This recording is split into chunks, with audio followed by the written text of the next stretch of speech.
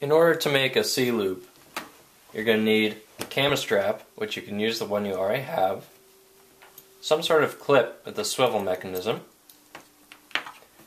an eye bolt with thread size 1/4 inch by 20 threads per inch, corresponding nut, at least one washer, probably more, and at least one rubber washer. It's really pretty simple, but the main thing is you probably aren't going to be able to get a eye bolt this short, so you're going to have to cut it either with a hacksaw or a Dremel.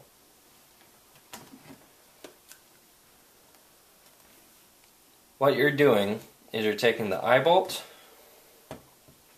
putting the nut on,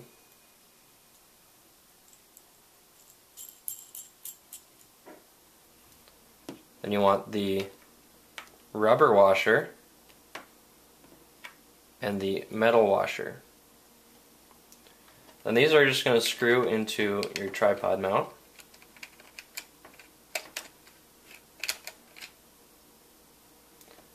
So this is as far as the eye bolt will go.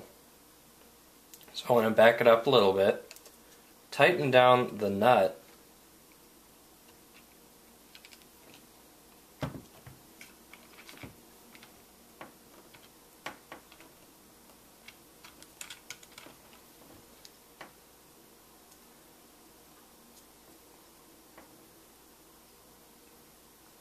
so the nut is going to be against the rubber, so that's going to allow for more friction against the body of the camera so it doesn't loosen. In order to get it tight, what I do is I loosen the eye bolt, and then holding both the eye bolt and the nut, I just tighten both of those at the same time, and I can tighten the eye bolt so it's either parallel or perpendicular. The other thing you need to do is with your clip, you need to attach your strap so that both of the slides are facing the same direction. Then all you have to do is clip your strap on and you're ready to go. Out of the box, your camera strap should look like this, where the loop is over here and then the tail end is underneath the strap. This makes it easy for the factory workers to put it together. So if you just take the slide lock off, all they have to do is make a loop in the webbing and push it through the slide. It's a little more complicated for you to put it on your camera. You need to take the working end and put it from bottom to top of the slide. It says Canon here, and it's also, there's more flat space along the top. So you go up and then down through it. You want to give yourself some room.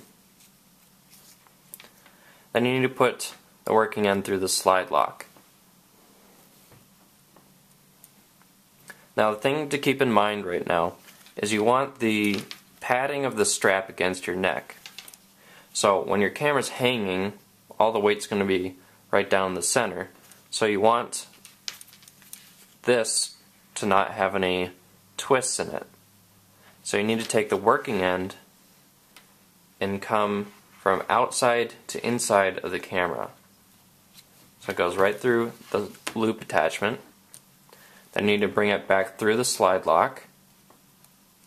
So the slide lock is going to be what's closest to your camera and closest to the loop. Then you have the actual slide.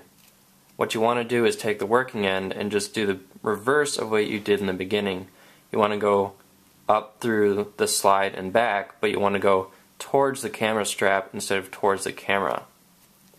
This is really the tricky part because you need to have both of the webbings loose while you're doing this. Then you need to tighten them.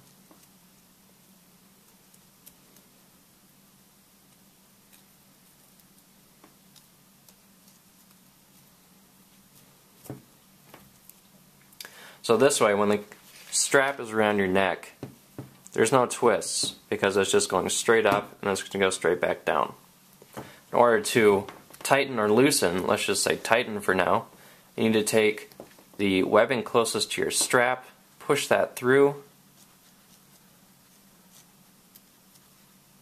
and pull it through the other side, and then readjust it through the slide lock. Then you need to pull that through and again readjust it through the slide lock. So the slack is on the working end. And then, again, the tricky part, you need to loosen both of the webbings, but you need to pull the slack through on the working end.